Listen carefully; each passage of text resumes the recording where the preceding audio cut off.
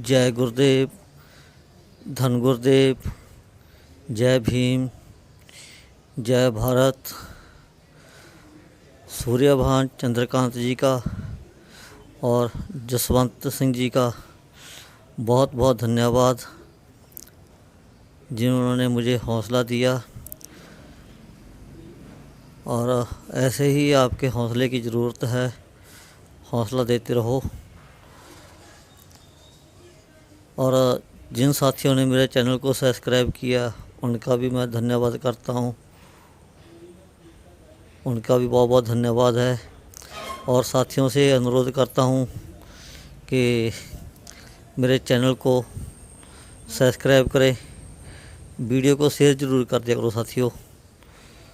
तो क्योंकि आपका जो वीडियो शेयर करते हो तो उसमें जो मेरा टाइम है, वॉच टाइम, वो बढ़ता है। क्योंकि अभी आपके सहयोग की ज़रूरत है, समय कम रह गया है और अभी कुछ घंटे बाकी हैं मेरे। हाँ, 1000 के आसपास घंटे बाकी हैं, तो टाइम कम है। तो आप जब वीडियो शेयर करोगे तो वो मेरा वॉच टाइम पूरा हो जाएगा। तो वो आप लोगों से मैं अनुरोध करता हूँ, चैनल को ज़्यादा से ज़्यादा लोगों से सब्सक्राइब करवाएं। और जहाँ पे भी आपके जान पहचान के बैठे हैं, सभी को बोलो कि चैनल को सब्सक्राइब करो। आपका बहुत बहुत धन्यवाद। जिन लोगों ने मुझे सपोर्ट करे हैं, उनका भी बहुत बहुत धन्यवाद करता हूँ मैं। चंद्रभान जी का और जसवंत जी का बहुत बहुत धन्यवाद एक बार फिर से। तो साथियों, आज बात करेंगे अंबेडकर क्या है। अंबेडकर क्या है, यह अंबेडकर चीज़ क्या है। यह सवाल सोशल मीडिया की संरचना नहीं है। यह उन गलियों में गूंजता है जहाँ पे जात पात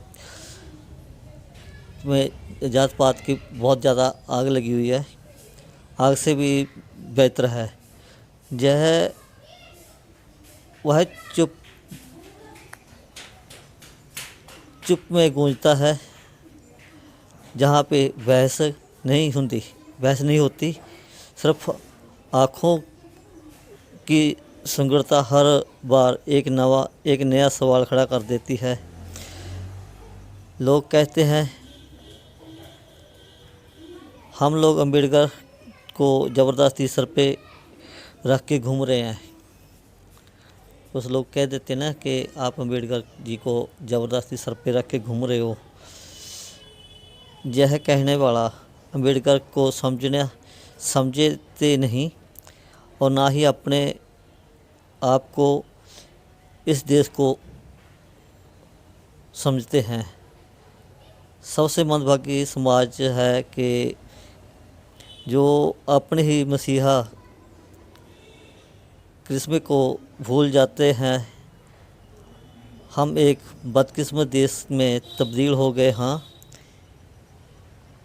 हमें ना तो अपने पुरखों के विरसे का सही ज्ञान है, ना ही सभी सही का कदरदानी।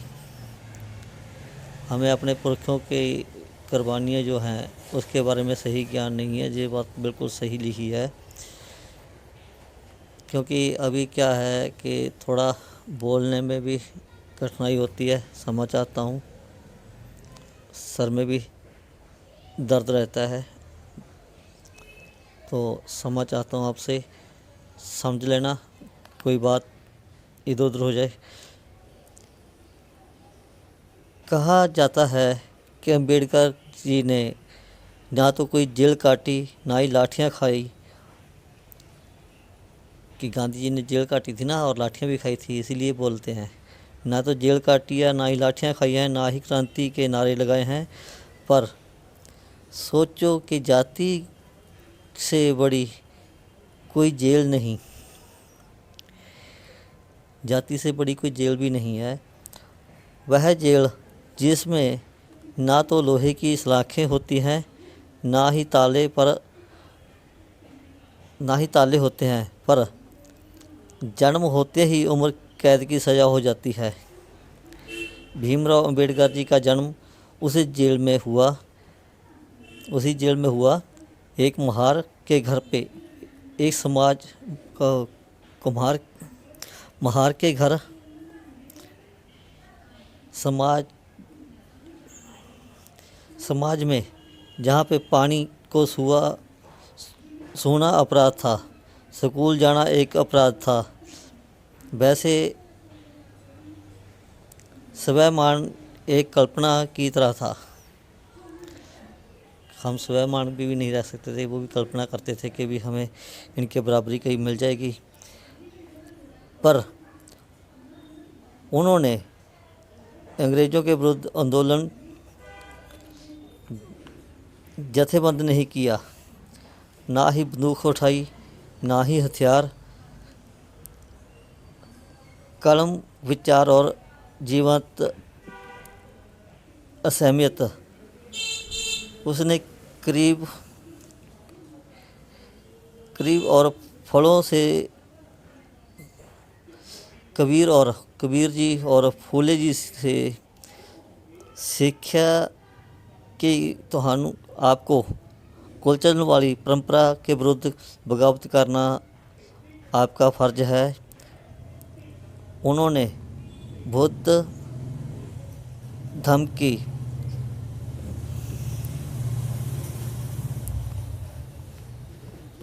हमदर्दी और बुद्ध की तर्कशीलता को अपना लिया, क्योंकि वह धर्म था जिसको एक मनुष्य वजों स्थान दिया।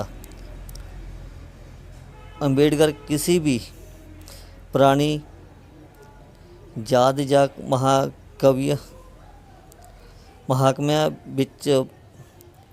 महाकम्या में बर्तन राजमार्ग या सुनहरी युग नहीं चाहते थे। वह सतगुरु कबीर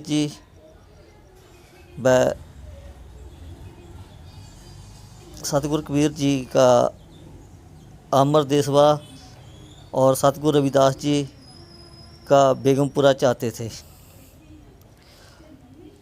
बाबा साहब ने सुनहरी युग नहीं चाहा।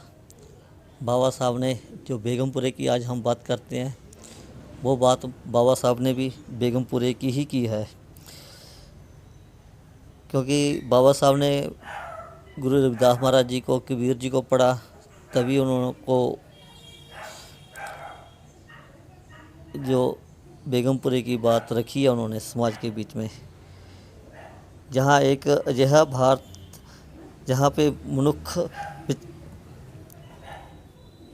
मनुखा विचकार की कोई पौड़ी नहीं, कोई दीवार ना हो, ख़ास तौर पे दरवाज़ा वगैरह भी ना हो, असमानता नहीं होनी चाहिए, जो भारत की वर्ण प्रणाली और जात प्रणाली द्वारा पैदा किया गया है। अंबेडकर जी के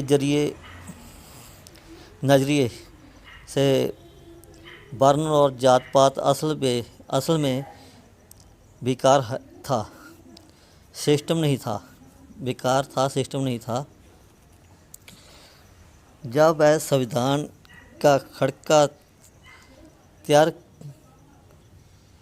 खरड़ा तैयार किया, जर्मनी में नाजी तानाशाही का अंत हो गया। संयुक्त राष्ट्र की स्थापना दुनिया को एकजुट करने के लिए की जा रही थी, पर भारत के सामने सवाल यह था कि सदियों से चली आ रही ब्राह्मणवादी तानाशाही को कैसे तोड़ा जाए। सदियों से हजारों जातियों में बटा हुआ समाज एक कैसे हो सकता है। ये बहुत गंभीर बात थी उस टाइम में भी। आज भी वही सवाल है कि जो हमारी जो जातियां हैं, 6743 जातियों में हमें बांट दिया है, उसको एक कैसे किया जाए। ये बाबा साहब ने बहुत जोर लगाया। तो अंग्रेज़ों से आज़ादी के बाद भारत के गरीब किसान, मजदूर, औरतों को असल आज़ादी कैसे मिले। आज जो किसान कहते हैं ना कि हमारे लिए क्या किया है, तो बाबा साहब ने उनकी आज़ादी के बारे में सोचा था। अंबेडकर ने एक दिन संविधान सभा में खड़े होकर कहा कि हम सियासी आज़ादी तो हासिल कर ली है, पर सामाजिक और आर्थिक बराबरी भी अभी दूर है। उनका बयान सिर्फ एक चेतावनी नहीं था, वह एक दबी कुचली रूह की पुकार थी जो आने वाली सदियों तक गूंजती रहेगी। एक बार अध्यापक ने जमात में कहा, इतिहास नायकों का होता है। अंबेडकर सिर्फ एक विद्वान थे। एक दलित विद्यार्थी ने चुपचाप जवाब दिया, सर, जब इतिहास तलवार के साथ लिखा जाता है तो कोई इंसाफ नहीं होता। कलम के साथ जब इतिहास तलवार के साथ लिखा जाता है तो कोई इंसाफ नहीं होता। कलम के साथ अंबेडकर ने वह लिखा जिसको आज भारत कहते हैं। गांधी ने देश को अंग्रेज़ों से आज़ादी करवाई। नेहरू ने 5 साल योजना बनाई। उन सभी का योगदान ज़रूरी था। हमें उनकी मेहनत और प्राप्ति को कम नहीं समझना चाहिए। भारत को अजह मैदान तैयार किया जिसकी सफाई कर्मचारी से लेके विज्ञानी तक बराबर खड़े हो सकते थे। उन्होंने न सिर्फ संविधान लिखा, सगों सदियों से कुचली जा रही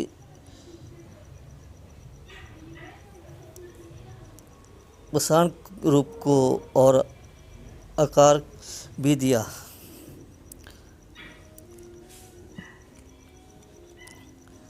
जो लोग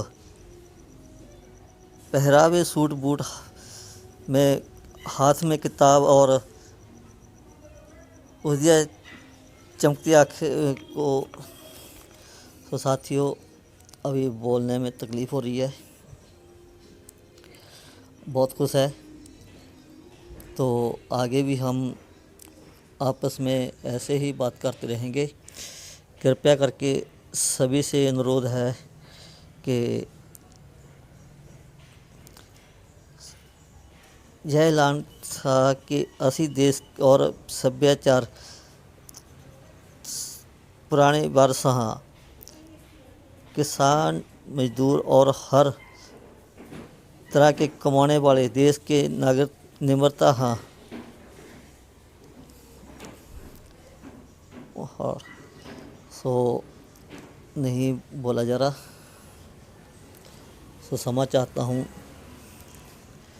तो मेरे चैनल को सब्सक्राइब करें, वीडियो को शेयर ज़रूर कर दें, क्योंकि अगर मेरा वॉच टाइम पूरा होगा तभी आगे जाके थोड़ी बहुत ही मुझे खुशी होगी। मेरे चैनल को सब्सक्राइब करें। आप लोगों से अनुरोध है कि आपके सहयोग की ज़रूरत है, वो आपके माध्यम से आप चैनल को सब्सक्राइब करें, आगे करवाएं और वीडियो को शेयर ज़रूर करते रहें। जो बोले 100 रुपये। सतगुरु रविदास महाराज की जय। जय भीम, जय भारत।